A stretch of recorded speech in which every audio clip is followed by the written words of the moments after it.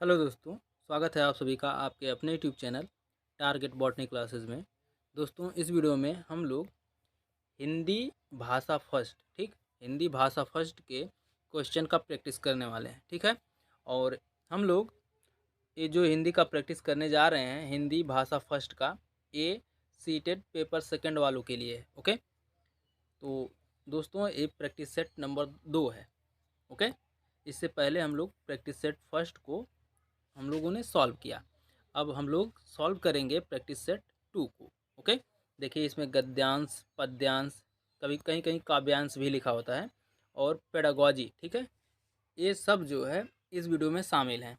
और आप लोगों को अगर previous year question paper solve करना है हिंदी का, तो हिंदी पेडागॉजी का, तो आप लोग आपके अपने YouTube channel target botany classes पर जाइए। वहाँ से आपको एक प्लेलिस्ट मिल जाएगा हिंदी का। ठीक है। हिंदी में आप लोगों को महा मैराथन क्लास मिल जाएगी। उसमें जो है 2011 से लेकर 2024 तक के जितने भी सीटेट के एग्ज़ाम हुए हैं, उन सभी का previous year question paper Hindi का शामिल है। ओके। तो जाइए आप लोग अपने यूट्यूब चैनल के प्लेलिस्ट पर, और वहाँ से भर भर के हिंदी का, सीडीपी का, मैथ का, साइंस का, सभी का previous year question paper solve करिए, प्रैक्टिस करिए, और देखिए आप लोगों का कितना टॉपिक तैयार है। ओके। तो चलिए, फ़िलहाल हम लोग प्रैक्टिस करने जा रहे हैं हिंदी भाषा फर्स्ट का। देखिए देखिए यहाँ पर लिखा है भी भाई, भाग थर्ड है हिंदी भाषा फर्स्ट। कहीं कभी कभी ना देखिए, कुछ लोग भाषा चुने रहते हैं कुछ और एग्ज़ाम में आंसर किसी और भाषा का देकर चले आते हैं। जैसे भाषा फर्स्ट चुने रहेंगे, तो एग्ज़ाम में हिंदी भाषा सेकंड का क्वेश्चन सॉल्व करके चले आएंगे। ये गलतियां बहुत सारे लोग करते हैं। ठीक है। ऐसा नहीं करना है आप लोगों को। जो लोग हिंदी भाषा फर्स्ट चुने रहेंगे, उनका जो है प्रश्न 91 से शुरू होकर के 120 तक जाता है। ठीक है। 91 से 120 क्वेश्चन तक जो है आप हिंदी भाषा फर्स्ट वालों का क्वेश्चन रहता है। ठीक है। उसमें सब रहता है भाई, हिंदी पेडागॉजी, हिंदी गद्यांश, हिंदी पद्यांश, उसमें व्याकरण भी शामिल होते हैं। ओके। और यहाँ पर जो लिखा है ना, 91 से 99 तक का गद्यांश को पढ़कर जितने क्वेश्चन का आंसर देना वो दिया है भाई। ठीक है।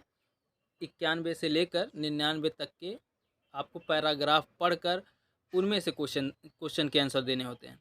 और बाकी के जो रहेंगे वहाँ पर पेडागॉजी रहेंगे, उसके बाद फिर पद्यांश के क्वेश्चन रहेंगे। ठीक है। तो कई लोग यहीं पर गलतियाँ करते हैं, तो ऐसी गलतियाँ मत करिएगा। जो हिंदी भाषा फर्स्ट चुने रहेंगे उनका जो है क्वेश्चन 91 से शुरू होकर के, ठीक है, 91 से शुरू होकर के 120 तक जाता है। ओके। 120 क्वेश्चन तक, उसके बाद फिर अगला भाग आता है। तो चलिए देखते हैं, हम लोग पढ़ते हैं भाई। देखिए लिखा है, निम्नलिखित गद्यांश को पढ़कर पूछे गए प्रश्नों के सबसे उपयुक्त उत्तर वाले विकल्प को चुनिए। ठीक है।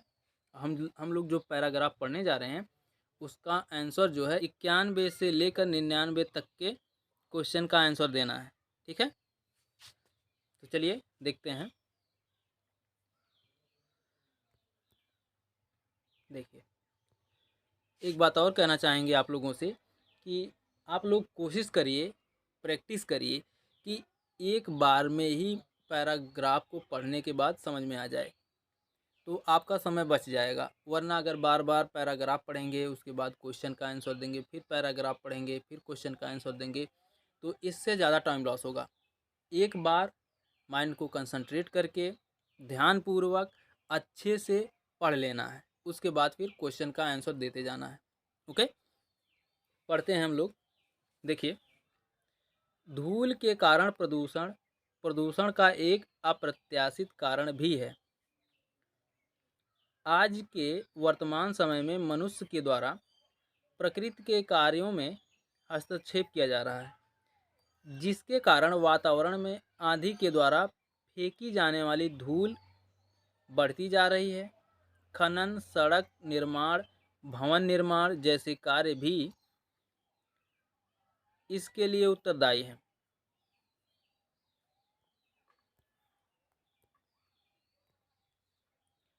हम भारत में थार मरुस्थल में उठने वाले धूल के तूफानों से परिचित हैं, जो कि दिल्ली तक के दूरस्थ क्षेत्रों को प्रभावित करते हैं।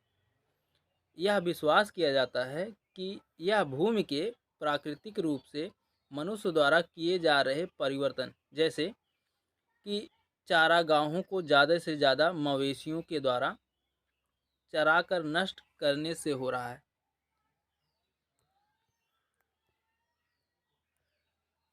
वातावरण में धूल इकट्ठी करने में गंधक, सल्फर, सल्फर डाइऑक्साइड और हाइड्रोजन सल्फाइड जैसे गैसें, ठीक है, हाइड्रोजन सल्फाइड जैसी गैसें भी सहायक हैं, जो कि कारखानों की चिमनियों से लगातार निकल रही हैं। ये गैसें वनस्पतियों और अन्य जैविक तत्वों के सड़ने से भी पैदा होती हैं। भले ही ये गैसें कुछ ही घंटों में बिखर जाती हैं, लेकिन उतने ही समय में अमोनिया क्रिया करके सल्फर डाइऑक्साइड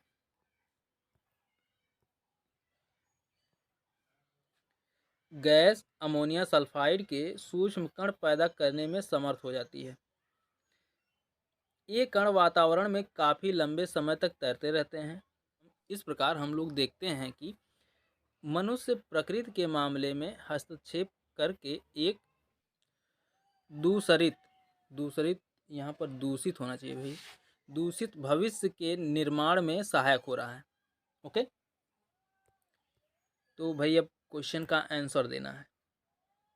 हम लोगों ने एक बार पढ़े हैं अच्छे से, अब क्वेश्चन का आंसर देते हैं भाई। देखिए, अप्रत्याशित का संधि विच्छेद क्या होगा?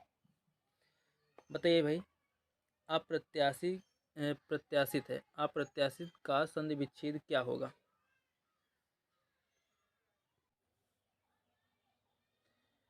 तो इसमें जो है ऑप्शन नंबर बी सही होगा। देखिए भाई, यहाँ पर मिसप्रिंट हो गया है, ए बी रहेगा, ए सी रहेगा, ठीक है।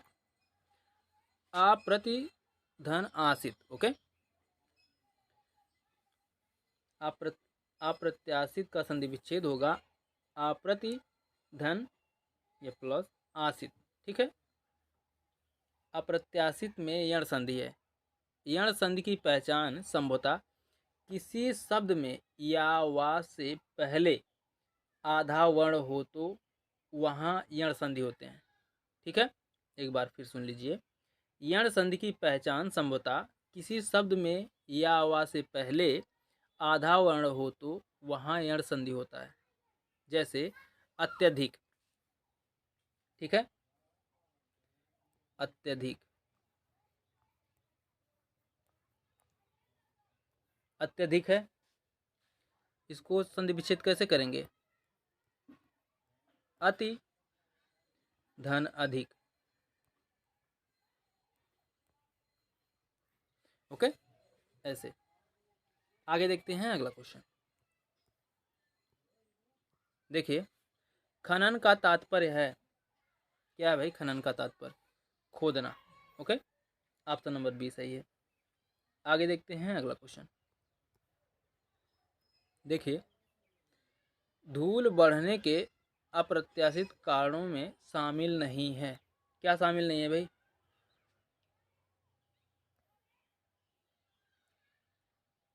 चारागाहों की संख्या में वृद्धि, ओके, ऑप्शन नंबर डी सही है।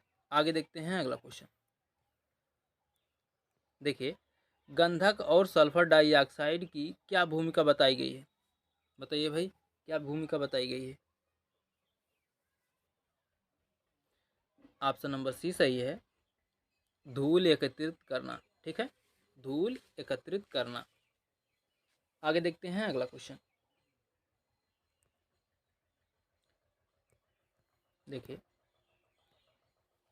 जैविक शब्द में मूल शब्द और प्रत्यय क्या है? बताइए भाई, मूल शब्द और प्रत्यय बताना है। ऑप्शन नंबर डी सही है, जीव प्लस इक, ठीक है। जैविक शब्द में मूल शब्द जैव तथा इक प्रत्यय है। प्रत्येक वे शब्द जो दूसरे शब्दों के अंत में जुड़कर अपनी प्रकृति के अनुसार शब्द के अर्थ में परिवर्तन कर देते हैं, प्रत्यय शब्द कहलाते हैं, ठीक है। प्रत्यय शब्द दो शब्दों से मिलकर बना है, प्रतिधन अय। ठीक है, प्रतिधन अय, प्रति का अर्थ है साथ में, पर बाद में, और अय का अर्थ है चलने वाला। अतः प्रत्यय का अर्थ होता है साथ में पर बाद में चलने वाला। जैसे समाज धन इक, सामाजिक। सुगंध धन इत, सुगंधित।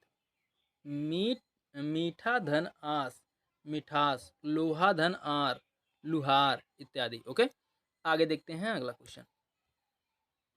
देखिए अगला क्वेश्चन है, धूल के कण वातावरण में लंबे समय तक तैरते रहते हैं, उपयुक्त कारक का प्रकार है। बताइए भाई, क्या है उपयुक्त कारक? संबंध है। ठीक है, ऑप्शन नंबर डी सही है। आगे देखते हैं, एक मिनट भाई।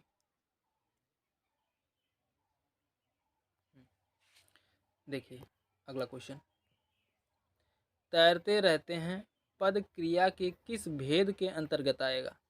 बताइए भाई।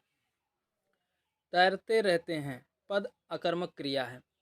क्रिया जिस शब्द अथवा शब्द समूह के द्वारा किसी कार्य के होने अथवा शब्द समूह के द्वारा किसी कार्य के होने अथवा किए जाने का बोध हो, उसे क्रिया कहते हैं।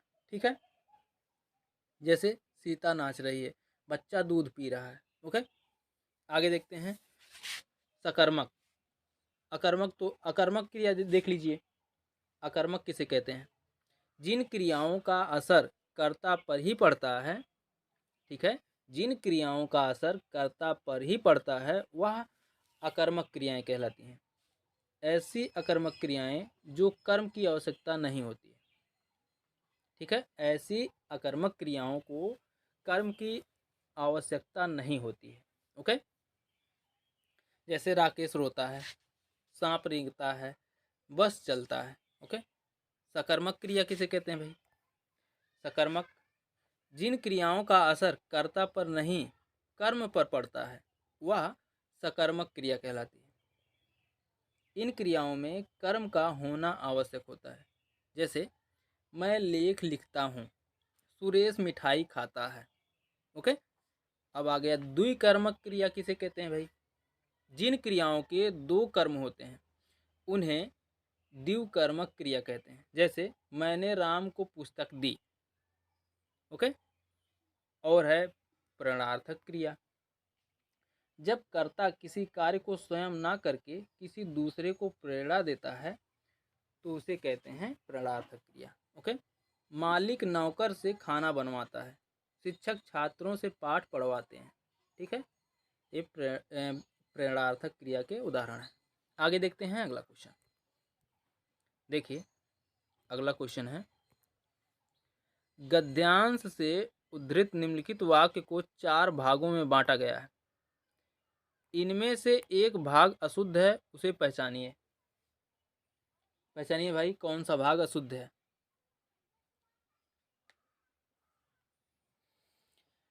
जल्दी बताइए भाई। आज के वर्तमान समय में, ऑप्शन नंबर ए, पहला ही अशुद्ध है भाई। ठीक है, गद्यांश में उद्धृत निम्नलिखित वाक्य आज के वर्तमान समय में अशुद्ध है।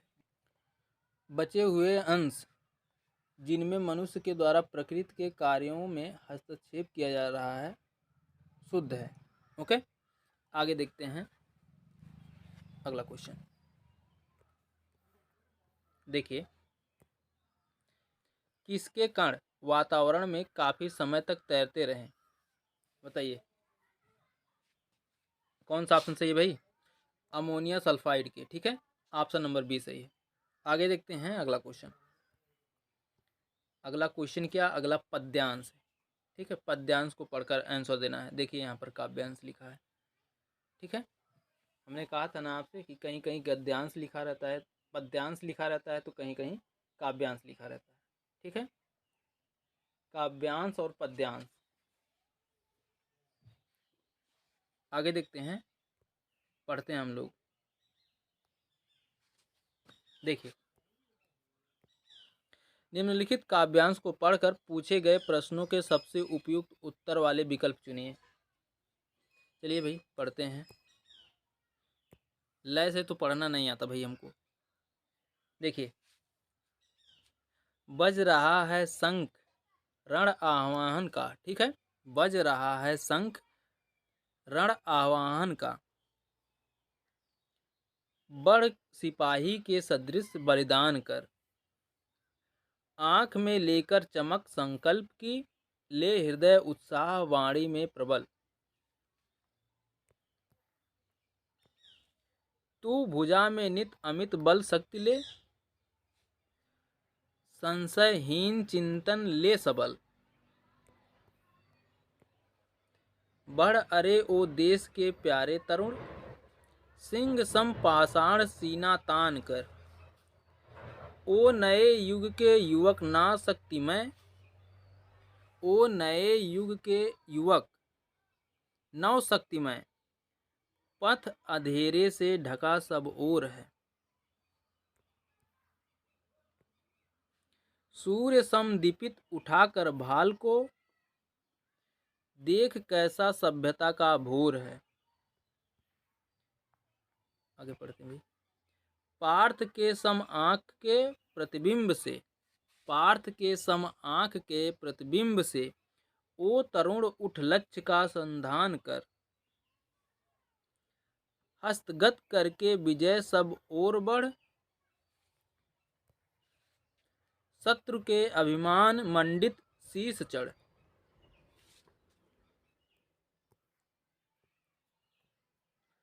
मुक्ति के संघर्ष में कर दिग्विजय, आज फिर नव एकता के पाठ पढ़, खटखटाती द्वार हैं युग चेतना, तोड़ दे ए लौहपट तू आन कर। ठीक है भाई, चलिए अब हम लोग क्वेश्चन का आंसर देते हैं। देखिए, कविता किसे संबोधित करती है, बताइए, कविता किसे संबोधित है या करती है, बताइए कौन सा ऑप्शन सही होगा भाई। नव युवकों को, ठीक है, ऑप्शन नंबर बी सही है। जो लोगों को समझ में नहीं आया वो एक बार और पढ़ लें, उसके बाद ही आंसर दे, वीडियो रोक करके पढ़ लीजिए भाई। आगे देखते हैं।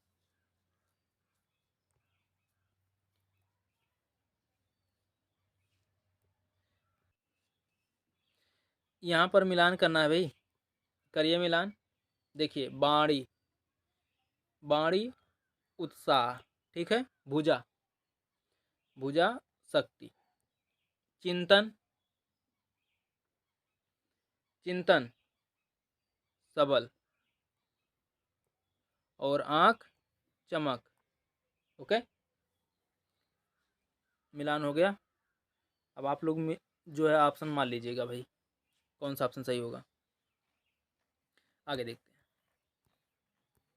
देखिए,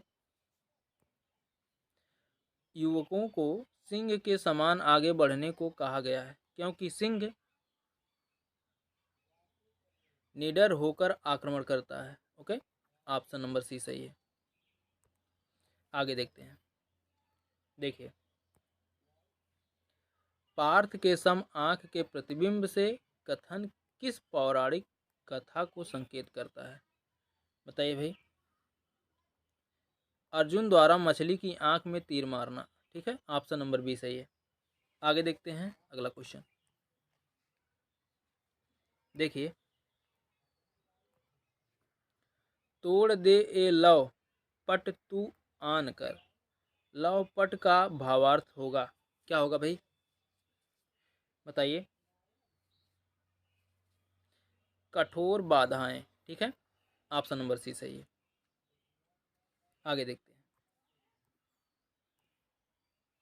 देखिए, नए युग के युवक की क्या विशेषता बताई गई है, बताइए भाई। वह नई शक्ति से संपन्न है, ठीक है, ऑप्शन नंबर डी सही है, वह नई शक्ति से संपन्न है। आगे देखते हैं। देखिए, उच्च प्राथमिक स्तर पर भाषा शिक्षण का सर्वोपरि उद्देश्य क्या है भाई, बताइए भाई। उच्च प्राथमिक स्तर पर भाषा शिक्षण का सर्वोपरि उद्देश्य है, क्या है। बताइए भाई। ऑप्शन नंबर बी सही है।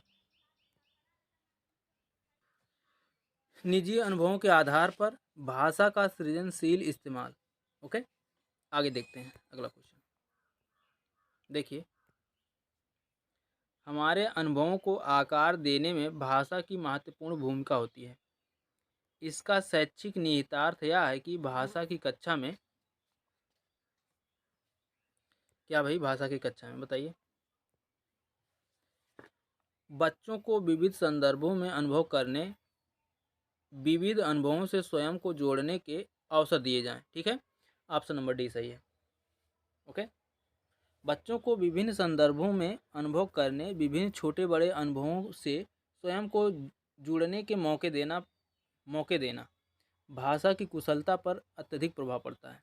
और वे मतलब बच्चे, और बच्चे लगातार भाषा पर अपना अधिकार बना सकते हैं। ओके, आगे देखते हैं अगला क्वेश्चन। देखिए, अगला क्वेश्चन है, देखिए, मुदिता 8वीं कक्षा में हिंदी भाषा पढ़ाती है। कविता के भाव के बारे में बातचीत करते समय आप उन्हें किस बात के प्रति सचेत रहने की सलाह देंगे? बताइए भाई, किस बात के प्रति बताइए। कविता का एक निश्चित भाव अर्थ नहीं हो सकता। ओके, ऑप्शन नंबर बी सही है। आगे देखते हैं अगला क्वेश्चन। देखिए, किसी साहित्य विधा को पढ़ाते समय आप सस्वर पठन पर अनिवार्यता बल देंगे। एकांकी। ठीक है, ऑप्शन नंबर डी सही है। आगे देखते हैं अगला क्वेश्चन। एकांकी विधा में विभिन्न पात्रों का अहम योगदान होता है। जब एकांकी को पात्र के अनुसार पढ़ा जाता है तो उसका सस्वर पठन करना होता है, जबकि अन्य में आत्मकथा या जीवनी में ऐसा नहीं होता। आगे देखते हैं अगला क्वेश्चन। देखिए, उच्च प्राथमिक स्तर पर भाषा शिक्षण का उद्देश्य है, क्या है भाई बताइए, कौन सा ऑप्शन सही है भाई? ऑप्शन नंबर डी सही है। भाषा की बारीकी और सौंदर्य बोध को समझने की क्षमता का विकास। ओके, उच्च प्राथमिक स्तर पर भाषा शिक्षण का उद्देश्य भाषा की बारीकी और सौंदर्य बोध को समझने की क्षमता का विकास करना है। ओके, आगे देखते हैं अगला क्वेश्चन।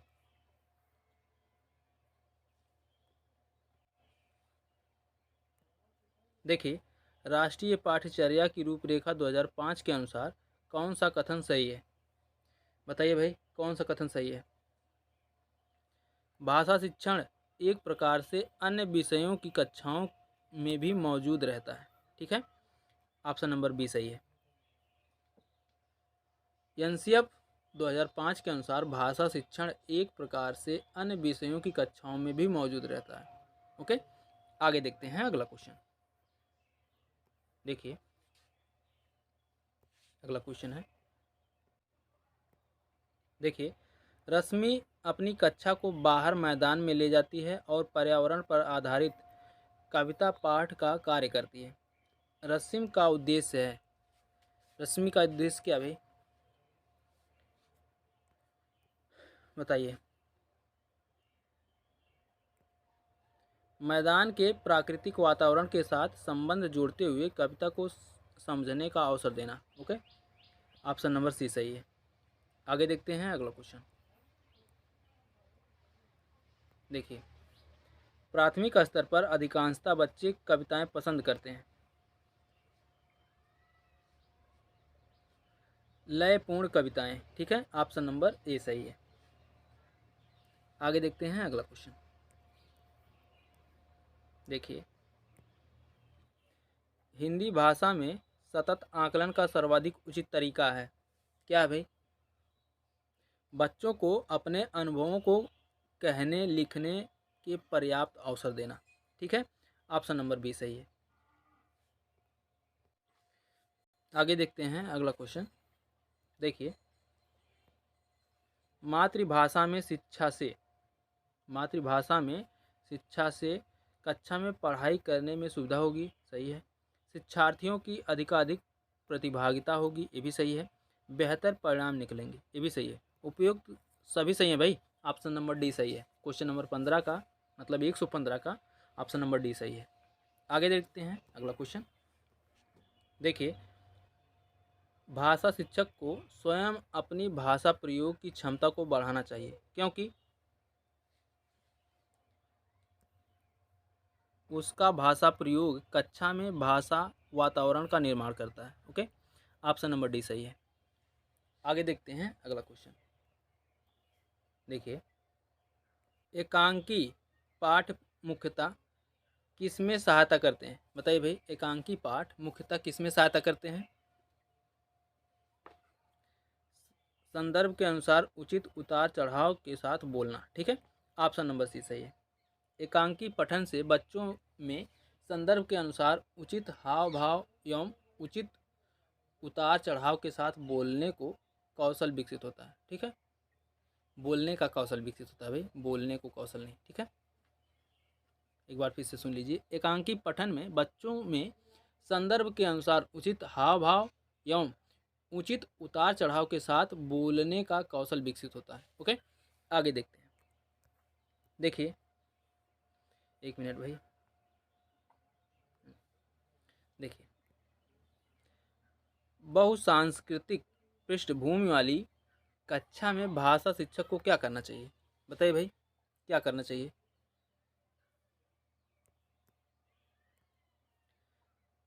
परस्पर बातचीत करने के अधिकाधिक अवसर देने चाहिए, ठीक है। ऑप्शन नंबर डी सही है। बहुसांस्कृतिक पृष्ठभूमि वाली कक्षा में भाषा शिक्षक को परस्पर बातचीत करने के अधिक से अधिक अवसर देने चाहिए, ठीक है।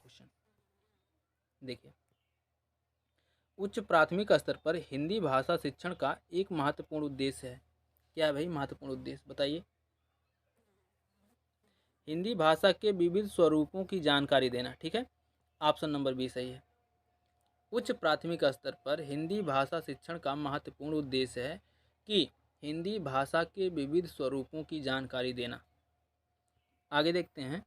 देखिए, अगला क्वेश्चन है, अंतर्निहित भाषा क्षमता का संबंध ... के साथ है। किसके साथ है भाई? ऑप्शन नंबर सी सही है, चॉम्स्की के साथ, ठीक।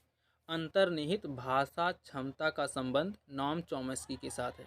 बच्चों में भाषा सीखने की क्षमता जन्मजात होती है, ये कथन नॉम चॉम्स्की ने कहा। नॉम चॉम्स्की ने क्या कहा? बच्चों में भाषा सीखने की क्षमता जन्मजात होती है। ओके, तो दोस्तों, वीडियो कैसी लगी कमेंट करके ज़रूर बताइएगा, और आप लोग कमेंट करके बताइए कि आपका हिंदी भाषा फर्स्ट के प्रैक्टिस क्वेश्चन से आप लोगों का कितना क्वेश्चन सही हुआ, ठीक है।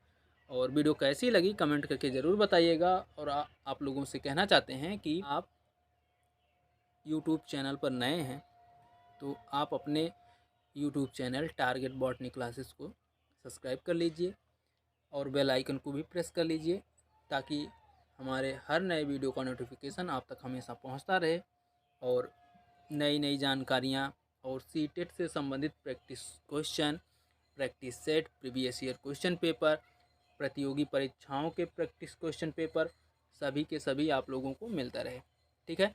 मिलते हैं नेक्स्ट वीडियो में, तब तक के लिए जय हिंद, जय भारत, वंदे मातरम।